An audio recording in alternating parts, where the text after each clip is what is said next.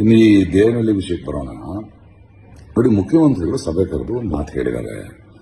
ನಾವು ಜನಪರವಾದ ನಿರ್ಧಾರ ತಗೋಬೇಕು ಅಂತಿದ್ದೀವಿ, ಆದರೆ ಅದರಲ್ಲಿ ಒಂದು ಕಾನೂನಿನ ಒಂದಷ್ಟು ಕಷ್ಟಗಳಿವೆ, ಅದನ್ನು ನಾನು 15ನೇ ತಾರೀಕು ಹೇಳ್ತೀನಿ ಅಂತ ಹೇಳಿದ್ದಾರೆ. ಅದರ ಬಗ್ಗೆ ಯೋಚನೆ ಮಾಡಿ ಹೇಗೆ ಅದರ ಕಾನೂನಿನ ಕಷ್ಟಗಳನ್ನು ತೀರಿಸಬಹುದು, ಜನಪರವಾಗಿ ಒಂದು ನಿಲುವು ಹೇಗೆ ತಗೋಬಹುದು ಅಂತ.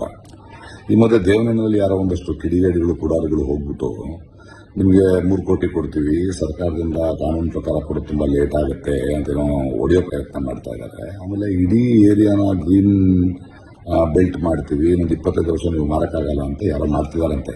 ಅದೇನು ನಿಮಗೆ ಪರಿಚಯ ಇದ್ರೆ ಈ ಥರ ತಪ್ಪೆಲ್ಲ ಮಾಡಬೇಡ ಅಂತ ಹೇಳಿ.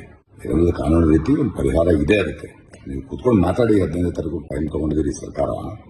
ನಿಮಗೇನಾದರೂ ಅದರಲ್ಲಿ ಬಗೆಹರಿದಿದ್ರೆ ನಮ್ಮ ಹತ್ರ ಬನ್ನಿ. ನಮ್ಮಲ್ಲೂ ತಜ್ಞರು, ನ್ಯಾಯ ತಜ್ಞರು ಇದ್ದಾರೆ.